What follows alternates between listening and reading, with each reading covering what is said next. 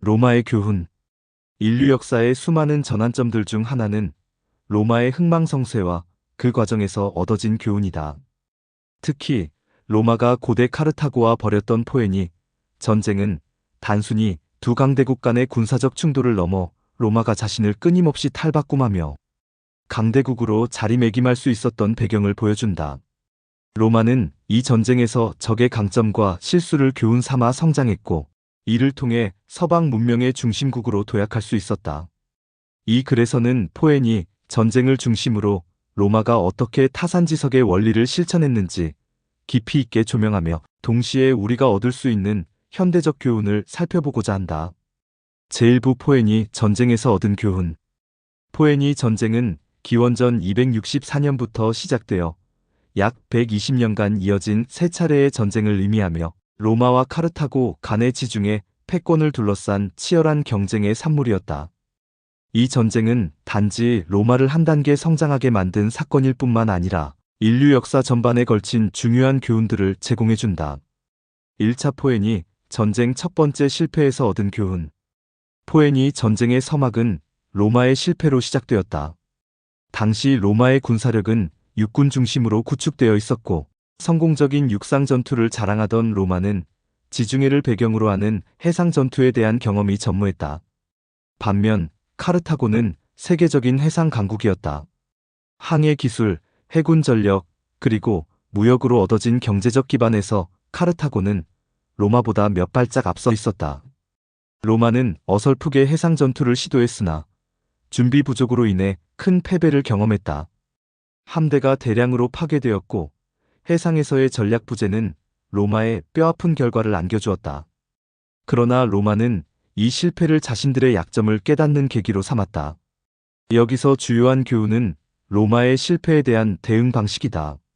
로마는 단지 패배를 받아들이는 데서 그치지 않고 패배를 분석하고 그것을 자신들의 강점으로 전환하기 위한 노력을 시작했다.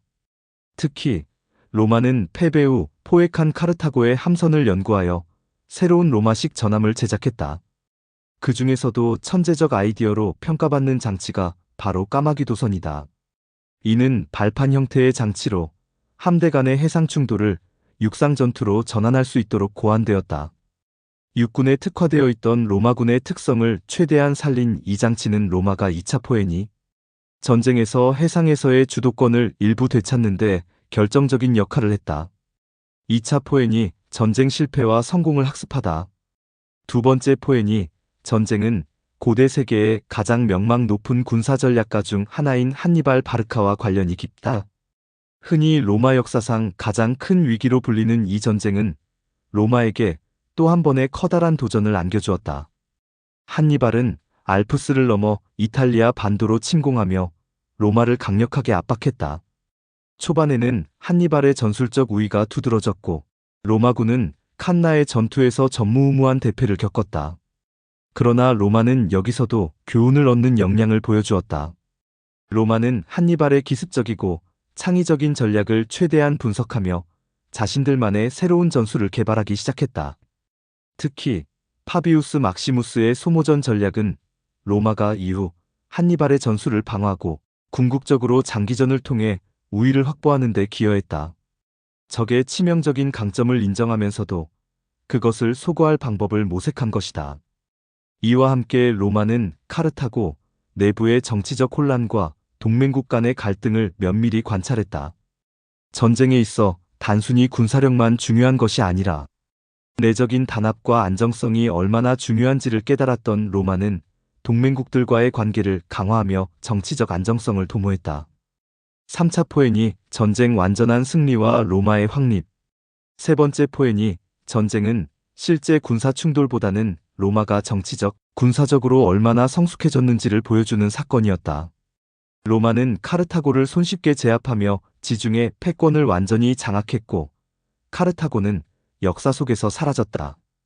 그러나 이 승리는 단지 카르타고의 몰락에서 기인한 것이 아니라 로마가 지난 수십 년간 얻은 교훈들을 철저히 체화해 적용한 결과였다. 제2부 타산지석의 원리와 로마의 성공. 고대 로마의 성공은 단순히 군사력이나 행정 시스템에서 비롯된 것이 아니라 끊임없이 배우고 분석하려는 지적인 태도에서 시작되었다. 로마는 적의 강점과 약점 모두를 자신의 발전을 위한 자양분으로 삼았다. 이를 타산지석의 원리로 설명할 수 있다. 1.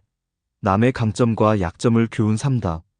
카르타고는 로마보다 해상에서의 기술적 우위가 있었고, 로마는 이 점을 인정하며 그들의 전력과 전술을 연구했다.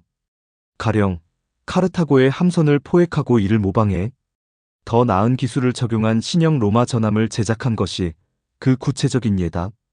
경쟁자의 강점을 단순히 두려워하거나 외면하지 않고 그것을 흡수하여 자신만의 방식으로 발전시키는 것이 로마의 핵심적인 성공 요인 중 하나였다.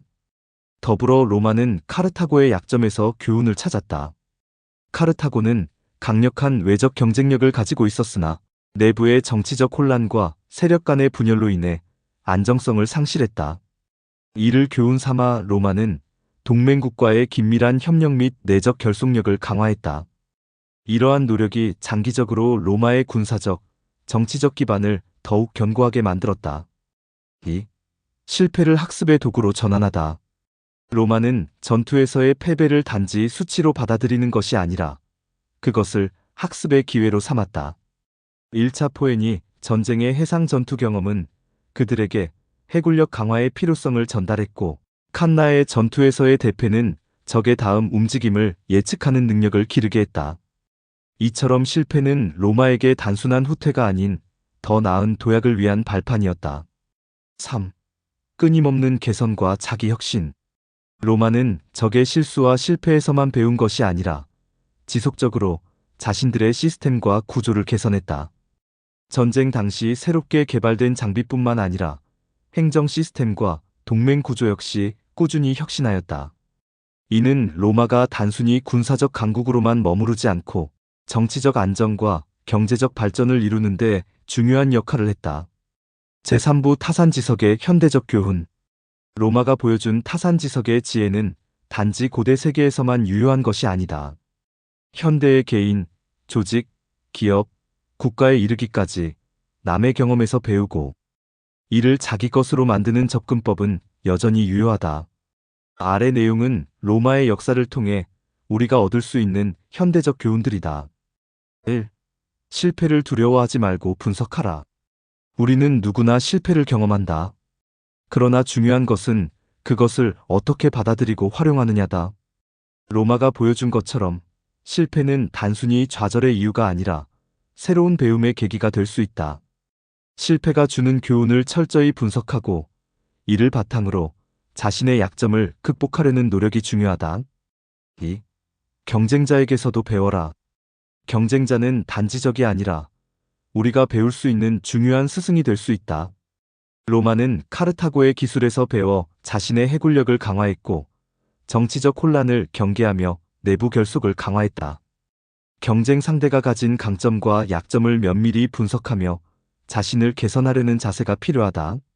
3. 내부 문제를 간과하지 말라. 카르타고의 패인은 강력한 외부 군사력에도 불구하고 내부의 정치적 혼란 때문이었다.